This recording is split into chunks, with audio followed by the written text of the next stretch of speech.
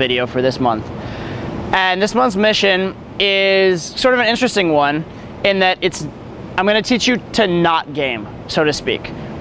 This will be really good for newbies in a sense, in that it will give them sort of an excuse of how to go into a set, how to do an approach without putting a lot of pressure on yourself, how to just get through things and sort of baby step your way towards doing a proper approach. And even for advanced guys, you may be able to use this as sort of like a pseudo newbie mission for you in terms of doing the types of sets that you avoid. You know, those sets like 2 guys, 2 girls walking together on a street, things like that, where you just look at it and you're like, what the fuck? How am I going to do this? How am I going to make this work? And you don't even do it because it's so intimidating for you. This may give you sort of a baby stepped way to do that. So for advanced guys, it can do that. But also for advanced guys, there's, I think, sort of an inclination, sort of a habit that you can develop as you get kind of good at game, as you get used to doing cold approach pickup, where when you start an approach, there's that immediate sort of energy that's created where the moment the girl realizes she's being approached, the moment she's sort of surprised, there's sort of a certain level of adrenaline, a certain level of energy that's created in the interaction. And it becomes very easy, if you know how to deal with shit sets, if you know how to socially calibrate, to take that positive energy, or negative energy, but just energy in any case, turn it positive and use it to your advantage. And I think a lot of guys sort of get addicted to that energy on an approach. And so certain guys, especially if you learn cold approach as the way that you learn social skills, as opposed to learning through social circle or getting introduced to people a lot, you can sort of become dependent on that burst of energy to make the interaction for you. Whereas if you've been talking to someone for a while and it hasn't gotten physical, there hasn't been sexual intent, there hasn't been a lot of adrenaline involved in the interaction, a lot of guys have trouble converting that sort of conversation into a conversation that can actually get sexual, can actually have intent. So that's a very, very useful skill to learn as well.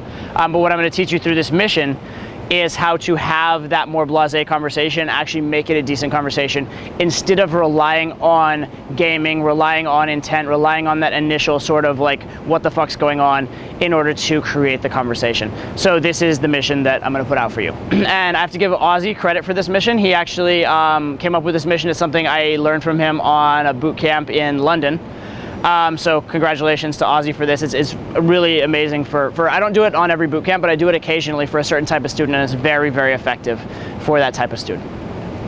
Anyway, the mission is this. It's very, very simple. What you're going to do is you're going to stand on a street corner like a hooker. No, you're going to stand on a street corner, and you are going to just wait till a group of people comes walking by, ideally a group of people that has a girl in it. And what you're going to do is you're going to walk from that street corner for, say, you want a distance of about like 200 yards or so. So maybe 1 block, 2 blocks, depending on what direction you're going, how big your city is, whatever. But 1 or 2 blocks. And the whole thing you're going to do is try to endure the conversation. Your only mission, your vision is not to get a phone number, not to get a date, not to pick up the girl, not to have sex, nothing like that. Your only mission is to endure 200 yards. That is all, okay? So it doesn't matter what you talk about, it doesn't matter what you do, you have to walk with them. They have to walk the 200 yards without veering off course or going somewhere else, and you have to still be talking to them and walking with them at the end of it.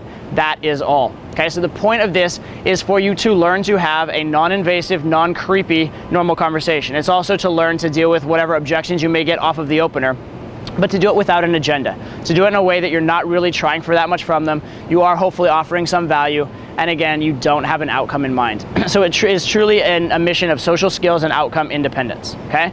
Now, when you do this, even for newbies, I would recommend when you do this, because again, you're not hitting on anyone, be willing to open groups. Be willing to open big groups of girls. Be willing to even open groups of girls and guys. When I do this with students on boot camp, I even have them open couples very regularly, and it works out okay. And the funny thing that happens is, I don't tell the students to do this, but when we do this drill at the beginning of the night and they open couples, open mixed sets, that sort of thing, throughout the night at the bar, they seem to find themselves far more frequently in sets that involve guys, and getting in there without that intimidation factor, because they know that they can just talk. They don't have to be hitting on someone. It doesn't have to be weird and creepy. Okay, so that's the mission here, is just endure the set.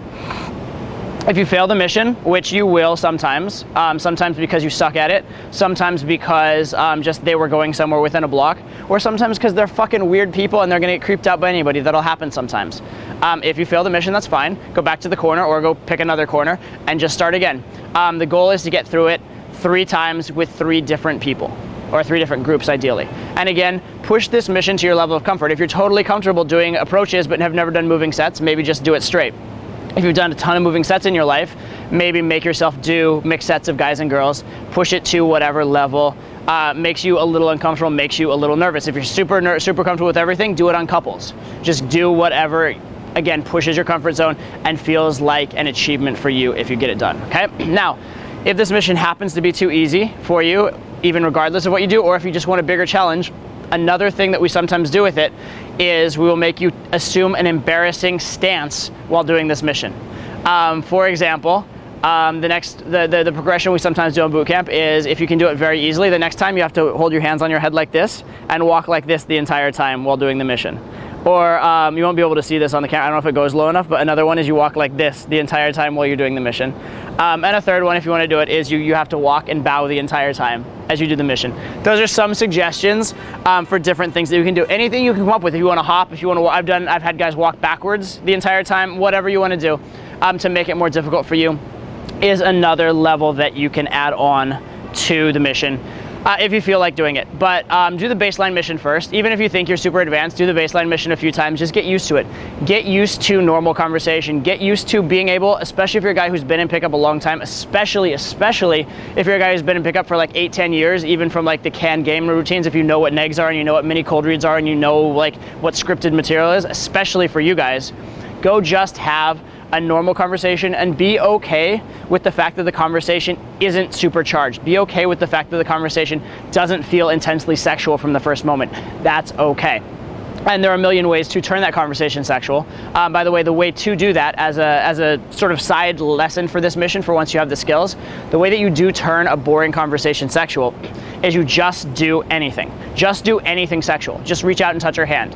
Just say, you look kind of cute right now. Something like that, and then you gauge the reaction. If the reaction's positive, that's permission to take it further. That's permission to escalate further. If the reaction's negative, then you back off, go back to normal conversation mode, and try again with something different in a few minutes. And that's what you do, and you just continually cycle through that. And that's something that I show a lot when I show my videos, and that is basically you can take these mundane conversations where it looks like it's going nowhere between me and the girl, and then like a minute later, it looks like the most intense interaction you've ever seen, and it's totally on. That's because I've learned to cycle through. And what I sometimes don't show in the videos is I show all the failures, all the times where I throw something out and it gets a negative reaction and we go back to normal conversation. Or I throw something out, it's a positive, but not that positive, and then we cycle back again.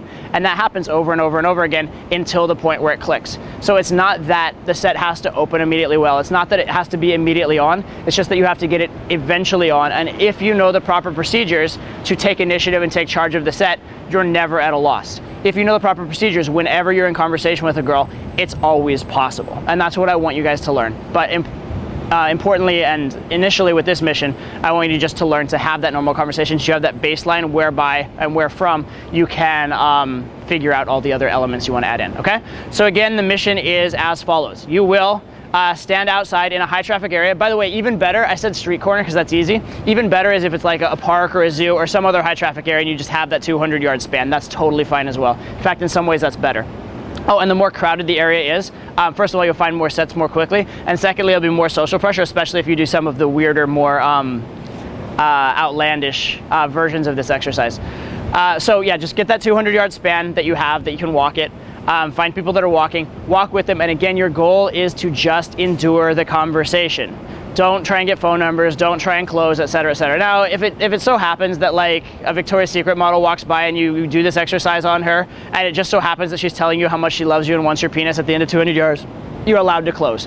But for the most part, a big part of this exercise is to be outcome independent. So I would encourage you, other than an extreme case, don't even bother with that. Just do the drill and focus on that. This is also a very, very good way to warm up at the start of a night. Even like if you don't use this as a standalone drill, it's a great thing to do maybe on the way to the club, especially if you're in a situation where you do walk to the club. Just walk, start a few blocks away in a nice high traffic area, do this exercise a little bit to get you warmed up, and then once you get to the club, you're already in social mode. All right, so go out, do it, report back, and as usual, I will give you feedback and my thoughts as far as what you can do to improve, what you're doing well, etc. Take care.